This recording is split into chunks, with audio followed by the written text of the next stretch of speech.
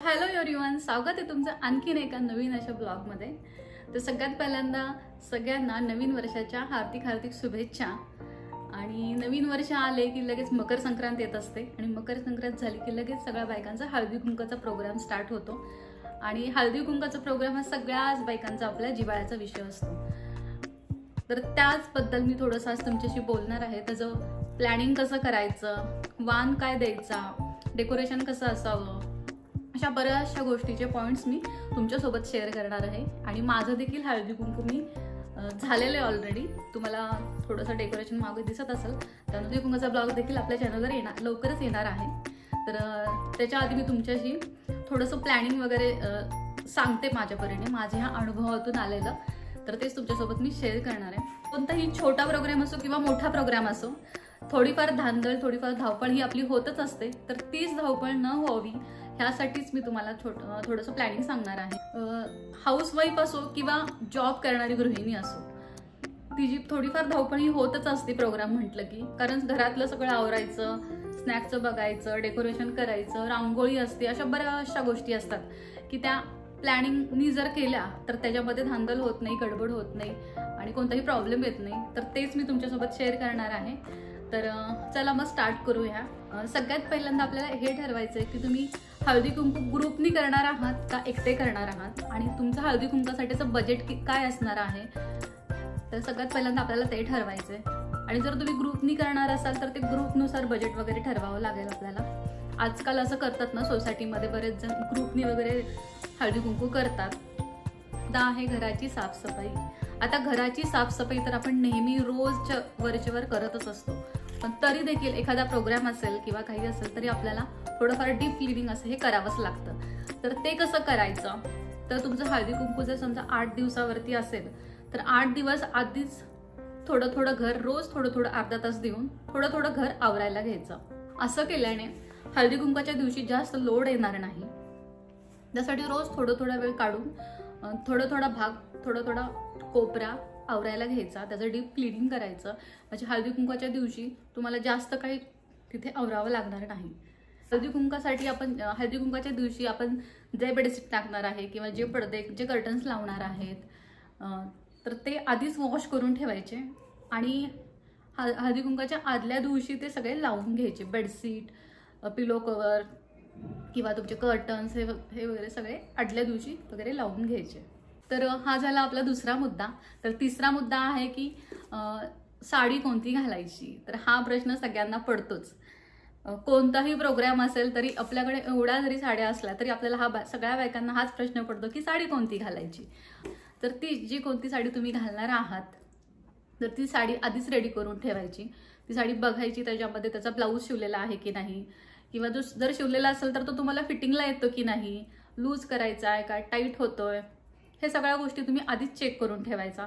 त्याच्यावरचा परकर, त्याच्यावरचे दागिने, तुम्ही जे काही घालणार आहात तर ते। आणि जर तुमच्या हळदी कुंकवासोबत तुमच्या छोट्या बाळाचं जर बोरणान जर असेल तर बाळाचे कपडे पण तसेच बघून ठेवायचे, त्याला कुठले घालणार आहात किंवा त्याला नवीन आणायचेत का। तर ते सगळं तुम्ही हे 8 दिवस आधीच करून ठेवायचंय।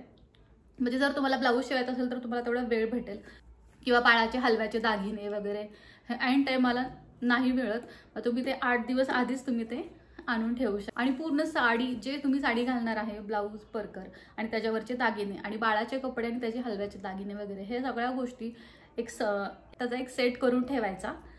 नंतरचा मुद्दा आहे 5वा, स्नॅक्स काय द्यायचं। हळदी कुंकासाठीच्या बायका येणार आहेत त्यांच्यासाठी तुम्ही काय स्नॅक्स देणार आहे हे 8-10 दिवस तुम्हाला आधीच ठरवावं लागेल। कारण त्यानुसार तुम्हाला तसं किराणा भरावा लागेल, त्याच्यानुसार तुम्हाला ते तयारी करावी लागेल। त्यासाठी तुम्हाला आधीच ठरवायचं आहे की तुम्ही स्नॅक्स काय देणार आहात। स्नॅक्सचे पदार्थ काय द्यायचे ते कसं ठरवायचं।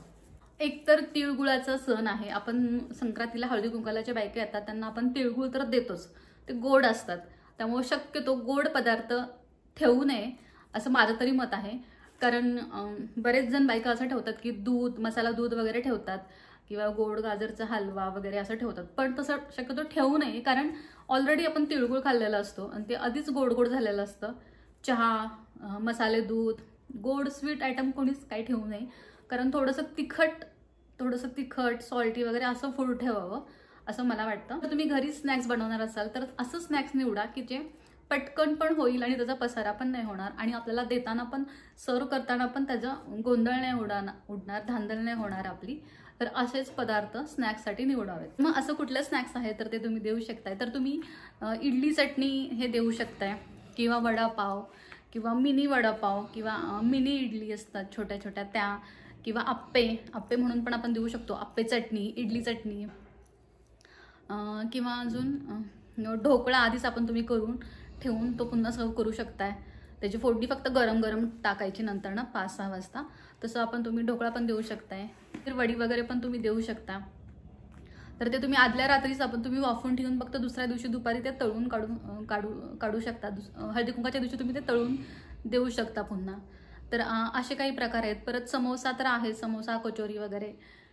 आणि दुसरी एक गोष्ट तुम्हाला आधीच ठरवून ठेवावं लागेल, तर ते म्हणजे तुम्ही तिळगुळाचा कोणता प्रकार करणार आहे ते पण तुम्हाला आधीच 8 दिवस ठरवावं लागणार आहे. कारण बरेच जण तिळाच्या वड्या करतात, तिळाचे लाडू करतात, काही तिळाचं कूट वगैरे करून ठेवतात सगळं मिक्स. तर ते तुम्हाला काय करणार आहात तुम्ही, तर ते तुम्ही 8 दिवस करून ठेवू शकताय. कारण माझ्या मते मला जर विचाराल तर तिळाच्या वड्या सोप्या पडतात, त्या जरा पटकन होतात आणि मोठ्या ताटात केल्या तर जास्त क्वांटिटीमध्ये पण होतात. आणि तिळाच्या वड्या काय, लाडू काय, किंवा तिळाचं कूट वगैरे काय, तर ते तुम्ही महिनाभर जरी आधी करून ठेवलं तरी ते फ्रेश राहतं, टिकतो तो. त्यामुळे तुम्ही 8 दिवस आधी केलं तर काही प्रॉब्लेम होणार नाही. तर ते तुम्ही आधी करून ठेवू शकताय.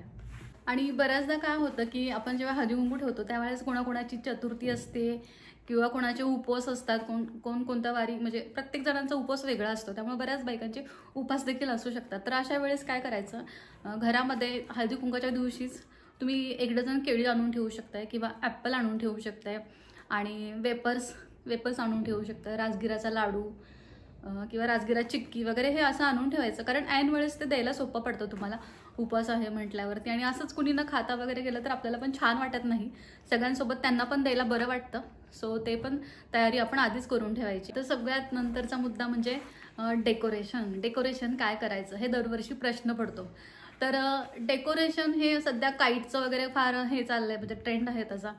तर मी पण, तुम्ही मागे बघू शकताय, मी असं थोडंफार डेकोरेशन केलं होतं काईटचं. तर मी ते घरीच बनवल्या होत्या काईट वगैरे. म्हणजे तो पूर्ण ब्लॉग हा हळदी कुंकाचा नंतर येणारच आहे आपल्या चॅनलवरती. तर ते मी असं डेकोरेशन केलेलं होतं काईटचं. तर तो तुम्ही घरी आणून सुद्धा करू शकताय. ते स्वस्त पण पडतं आणि छान छोट्या छोट्या काईट्स पण करता येतात आपल्याला.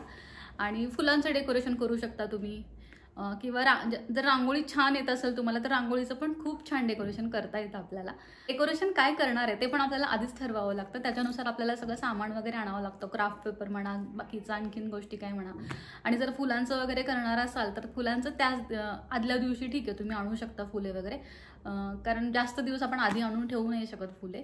तर बाकीचं क्राफ्ट पेपर म्हणा किंवा सेलो टेप वगैरे असं आणखीन छोट्या मोठ्या गोष्टी ज्या आहेत, तुम्ही काय करणार आहे ते ठरवून, थीम ठरवून तुम्ही त्याच्यानुसार लिस्ट काढून तर तुम्ही 8 दिवस आधीच आणून ठेवा. आणि 8 दिवस आधीच हळूहळू ते प्रिपरेशन तुम्हाला त्यासाठी करावं लागेल. आणि ते डेकोरेशन तुम्ही आदल्या रात्रीच, म्हणजे उद्या हळदी कुंकू आहे म्हणताना आदल्या रात्रीच ते तुम्हाला सगळं कुठे म्हणजे तुम्ही करणार आहात ते तर वॉलवरती वगैरे लावावं लागेल तुम्हाला. आदल्या रात्री डेकोरेशन पूर्णपणे आपलं झालं पाहिजे. आदल्या रात्रीच करून ठेवायचं, म्हणजे दुसऱ्या दिवशी आपली धांदल लोडत नाही. कारण दुसऱ्या दिवशी पण करायला अशी बरीचशी कामं असतात आपल्याकडे. डेकोरेशन पण अति जास्त करायला जाऊ नका, थोडंसं सुटसुटीत असं ठेवा. ते छान वाटतं तसंच. तेवढं जास्त केल्यानंतर आपल्याला त्रास पण जास्त होतो आणि ते दिसायला पण छान दिसत नाही. त्यामुळे डेकोरेशन हे सुटसुटीत असावं, छान असावं. आणि तुमच्याकडे कोण येणार आहे याच्यानुसार डेकोरेशन ठरवा. म्हणजे आता तुमच्याकडे जर बोरनान, हळदी कुंकवासोबत बोरनान जर असेल तर त्याच्यासोबत मुलं पण येणार. मग जर मुलं येणार असेल तर डेकोरेशन थोडंसं हाईटवर ठेवावं लागेल तुम्हाला, जास्त उंच ठेवावं लागेल. कारण छोटी छोटी मुलं असतात, त्यांना आपण प्रत्येक वेळेस म्हणजे हटकू नाही शकत की हे असं करू नका, ते तसं करू नका. त्यासाठी तुम्हाला डेकोरेशन त्याच्यानुसार ठरवावं लागणार. जर छोटी मुलं येणार असेल तर थोडंसं उंचीवरती डेकोरेशन करा. म्हणजे काईट्स लावायचे असतील किंवा बलून्स तुम्ही लावणार असाल तर थोडेसे उंचीवरती, किंवा फुलांचं डेकोरेशन करणार असाल तर थोडंसं उंच अशा टेबलावर किंवा स्टूलवर असं उंच वगैरे असं करू शकता. डेकोरेशनसाठी तुमचं जास्त बजेट नसेल तरीही काही हरकत नाही. तुम्ही घर फक्त स्वच्छ ठेवा, क्लीन ठेवा आणि फक्त छानशी रांगोळी काढा, दिवे लावा किंवा फुलांचं डेकोरेशन करा. ते सुद्धा खूप छान वाटतं. जास्त अति डेकोरेशन करण्याची पण गरज नसते. घर जरी स्वच्छ असलं तरी खूप मन प्रसन्न होतं आणि ते छान वाटतं. तेवढं जरी केलं तरी पुरेसं आहे. जर डेकोरेशन करणार असाल तर ते आदल्या रात्रीच करून घ्या. आणि रांगोळी पण तुम्हाला जमल्यास, शक्य असल्यास, जर घरामध्ये लहान मुलं तुमच्या नसतील, कोणी मोडणार नसेल, तर रात्री जरी काढली तर तुमचं उद्याचं काम फार सोपं होऊन जाईल. त्यासाठी तुम्ही शक्यतो रात्री रांगोळी काढून घ्या आणि डेकोरेशनची पण पूर्णपणे कामं सगळी रात्री संपवून टाका. वाण देताना सगळ्यात महत्त्वाची एक गोष्ट लक्षात घ्या की वाण हे उपयुक्त असावे. आपण ज्याला कुणाला हे वाण देणार आहे त्याला ते उपयोगी पडावे असं वाण सिलेक्ट करा. यामागचा एक उद्देश असतो की आपण त्या हळदी कुंकाच्या दिवशी सुवासिनीला वाण दिल्याने आपल्याला पुण्य लागते. तर त्यासाठी ते आपण जे काही वाण देणार आहे ते उपयुक्त ठरलं पाहिजे ज्याला कोणाला आपण देणार आहे ते त्याच्यासाठी. नाहीतर बऱ्याचदा असं होतं की आपण एखादी छोटीशी वस्तू देतो, प्लास्टिक वगैरे, तर ती तशीच एका कोपऱ्यात पडून राहते, त्याचा काही फारसा फायदा होत नाही. डब्बी वगैरे आपण दिली छोटीशी, असं बऱ्याच देतात की छोटा डब्बा दिलाय छोटासा प्लास्टिकचा, तर त्याचा काहीतरी उपयोग झाला पाहिजे पुढच्या व्यक्तीला. ती वस्तू तशीच पडून राहता कामा नये, कारण बऱ्याचदा असं होतं की ती वस्तू तशीच पडून राहते. एकतर ते वाण दिलेलं असतं, आपण त्याला ते टाकूनही देऊ शकत नाही किंवा त्याचा उपयोगही होत नाही.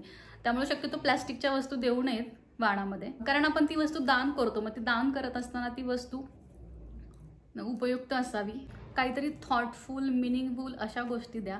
जसे की तुम्ही एखादं रोपटं देऊ शकता, फुलांचं असू देत किंवा तुळशीचं असू दे, किंवा एखाद्या ओवा वगैरे, अशा आणखीन औषधी पण खूप हर्ब्स वगैरे अशामध्ये पण खूप रोपटी आहेत, जे छोटी छोटी फुलांची किंवा तुळशीची झाली, किंवा आणखीन बरेचसे शोचे वगैरे वस्तू आहेत, झाडं आहेत. आता सध्या इंडोर प्लांट आहेत, आउटडोर प्लांट आहेत. त्यापैकी तुम्ही कुठलंही एक म्हणजे असं रोपटे देऊ शकता, किंवा लेडीज पर्स देऊ शकता, किंवा लेडीज रुमाल देऊ शकता. म्हणजे जसा करून त्या गृहिणीला उपयोग झाला पाहिजे, तिने यूज केली पाहिजे ती वस्तू. की आपण दिली आणि तिने घरातच पडून राहिली, मग त्याचा काही अर्थच नाही ना. मग त्यासाठी द्यायचं असेल तर छान असं उपयोगी वस्तू द्या, म्हणजे त्या गृहिणीला पण आनंद झाला पाहिजे की वा छान मिळालं म्हणून.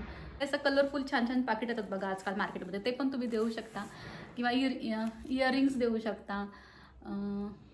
तर अशा बऱ्याचशा वस्तू आहेत जर आपण काढल्या तर. किंवा किचनमधल्या वस्तू तुम्ही देऊ शकता, किंवा एखादी स्टीलची वाटी, स्टीलचं ताट, चमचे पण देऊ शकतो, काही हरकत आहे ना, कारण ते यूज होतील ना.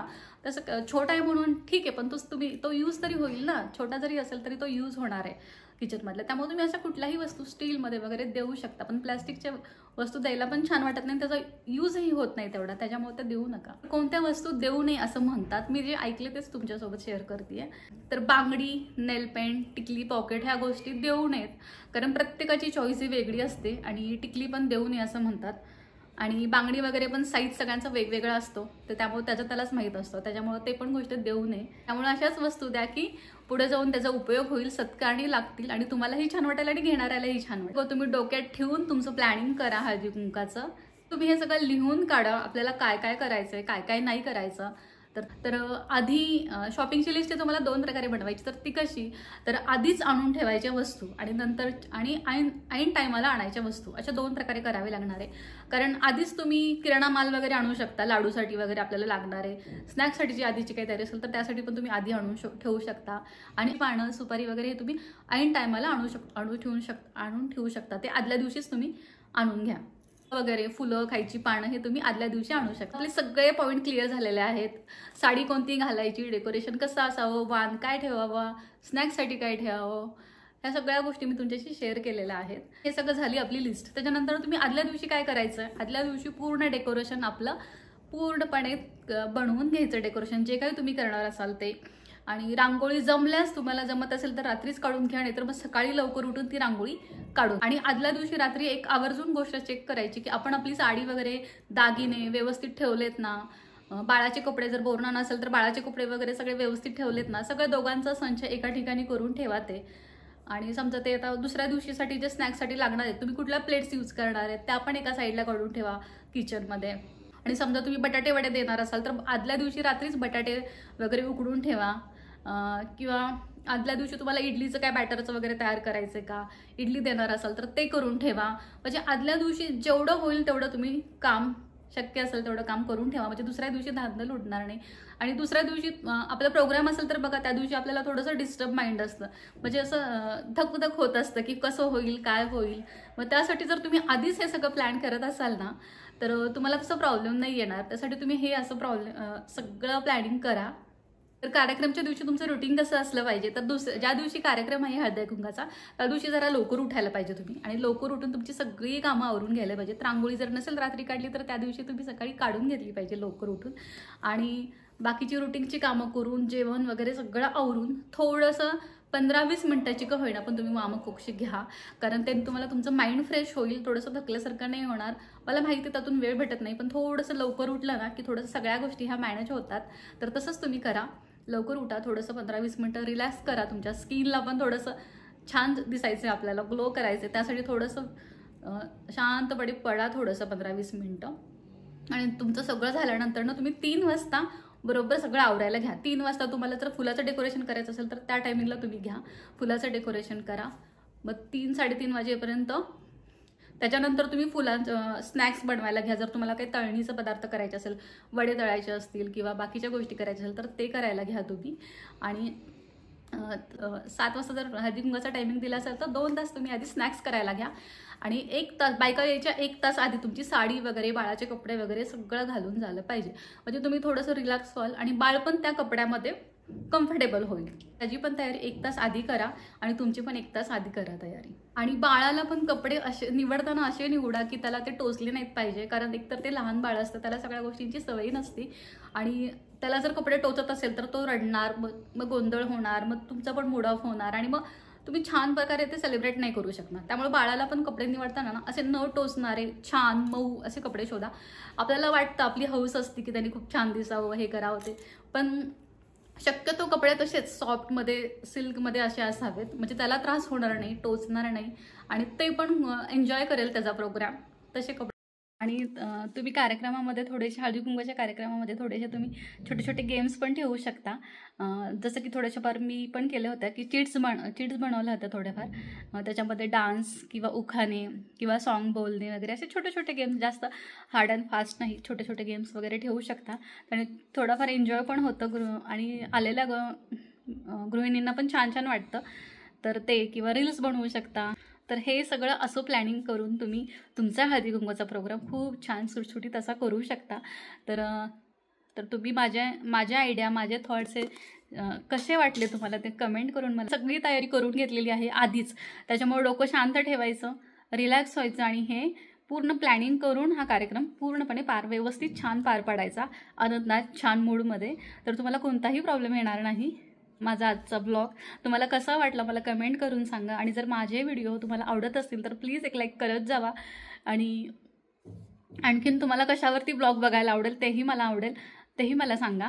तर मी त्यावरती तेही मी तुमच्यासाठी नक्की ब्लॉग बनवेल. तर आजचा ब्लॉग मी इथेच थांबवते. कसा वाटला मला कमेंट करून प्लीज नक्की सांगा. लाईक करा, कमेंट करा आणि शेअर करा. चला भेटूया पुन्हा एका नेक्स्ट ब्लॉगमध्ये. तोपर्यंत बाय बाय.